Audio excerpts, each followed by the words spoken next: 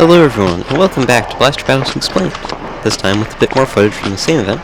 So, 4/10 in the four corners probably control most of the field, and most of the game. This time you can see I actually have a sight on Helix, making it a bit easier to tag people. I say a bit, as I was still getting used to the blaster as a whole. Hoping to be using it more, possibly instead of my seagull entirely, in the near future, but still not quite there yet. And again, I need to swap offsides because I want to minimize how much of me the other team can see. It makes it a lot harder to hit someone, but it can also be a lot harder to use a blaster. In a situation like that, I was willing to keep sending darts over there, if only so that player would keep their head down and wouldn't notice, or wouldn't see what my team was doing.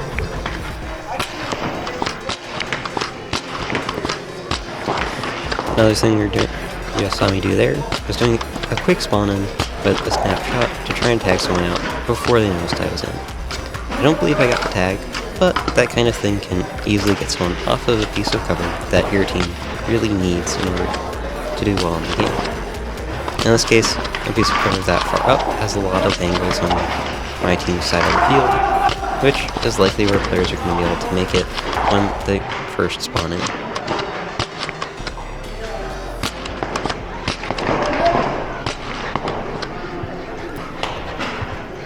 In that situation, I probably should have peeked the other side of the cover sooner. After all, it seems like the enemy team had kind of gotten used to nobody looking at them, which can be very bad, especially if they had some faster players take advantage of it.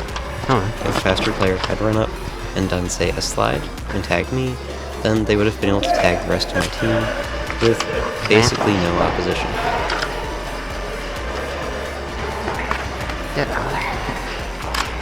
It's also important using practice callouts and looking across more of the field, as then another member of my team could have noticed them and called them out so that I could tag them, as the other player might have been a bit more exposed if they had tried to take the shot.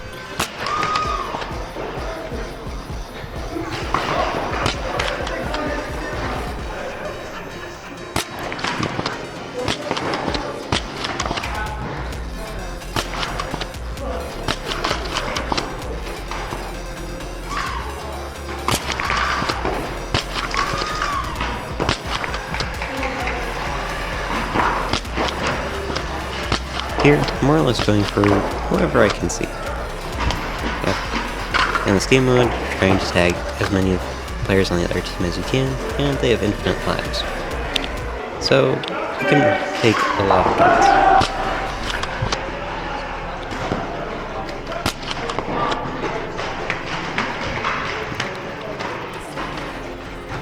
What you saw there, with that player kind of stepping up from cover to get another angle, is really what you want to avoid. If you're staying wrapped to the cover but looking around the front, that's reasonable if not ideal, since the other team can still see a lot of you, but they at least can't see you from the other parts of the field as well.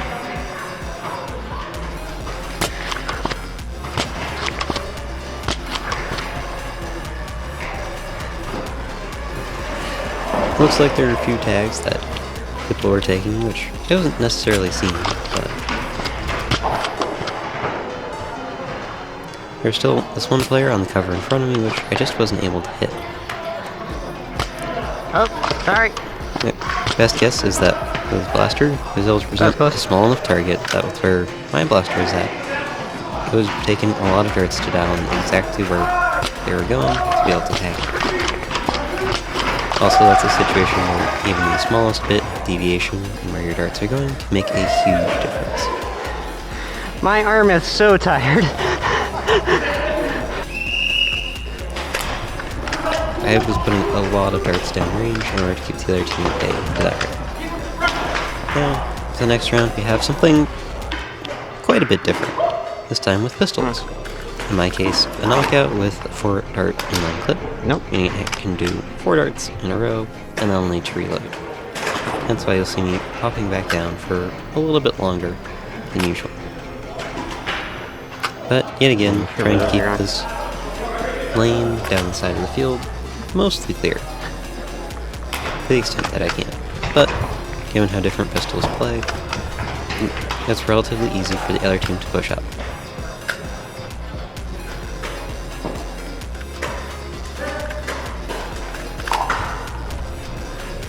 The reload times can be helped a lot by having attachments on your blaster to hold darts. In my case though, I think I was loading out of just my thumb pouch, which there's nothing wrong with, just takes a little bit more practice to be faster at reloading multiple darts in a row. One on our red tent. For something like this, the ideal would really be something with small magazines, but I don't have that at the moment. If you're interested in seeing kind of blaster I'd recommend for this, be sure to stick around. Planning on making a video building one in the near future. Also, there are my own 3D printed designs, which will be released later on this year. Go on.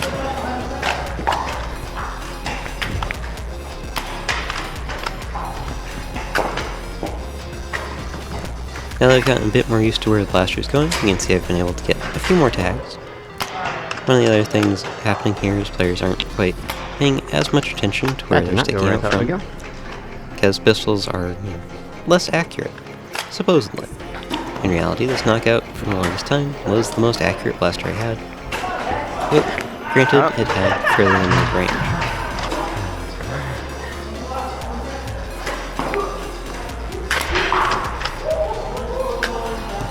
Not quite sure how I missed that one there, but it's very close.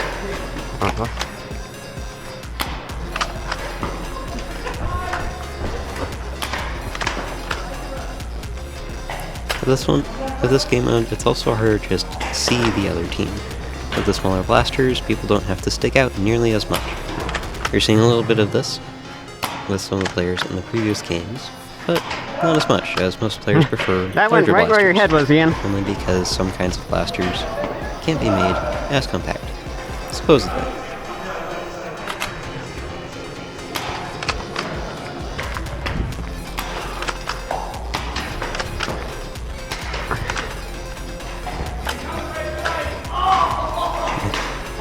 One of the downsides of this field was that the entrance was opposite the staging area, so you see a few players go in and out as they're taking a break, getting a drink of water or something like that. And obviously walking across the active field is a good way to get tagged a lot. Yeah, I feel like there are a lot fewer tags this round. That would mostly be from the lower number of darts going around, as most people didn't have a fast way to reload their blaster. There are things like the Outlaw, which if you have multiple cylinders you can reload pretty quick, but that would be about it. One of the big things to practice with something like that would be reloading the empty cylinder while you're using the next one, but that takes a lot of practice to just get in the habit of doing. But it's a very good habit for games like this, or for HVZs, Humans vs. Zombie games, so you can carry a smaller blaster and a later loadout overall. That little flick there is because with this kind of blaster you need to make sure that the front dart is seated in order for it to really work. And the person up the opposing piece of cover was using a very similar blaster. So, there you go.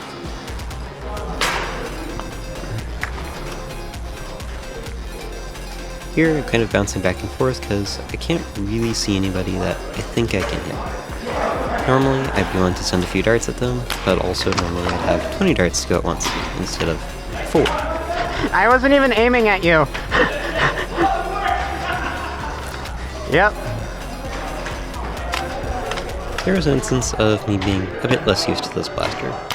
You need to aim a lot further down, but the darts were mostly going straight, so I ended up hitting the person behind them because they were standing a bit higher up.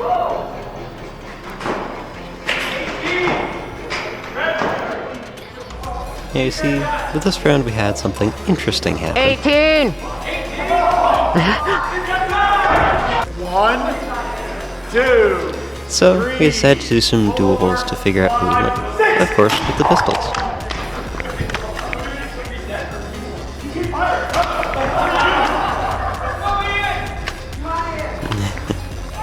As you can see, there was a little bit of confusion about how it was going, but Once you figured it out, kind of went for it.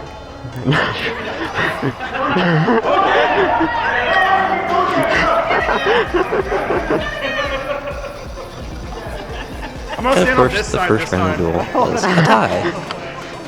There. So, we need to go again. Which luckily didn't take too long to reload. Yeah. Given 4 darts.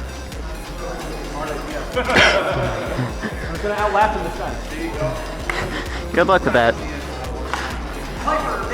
We'll see how that outlasting goes. Where's her?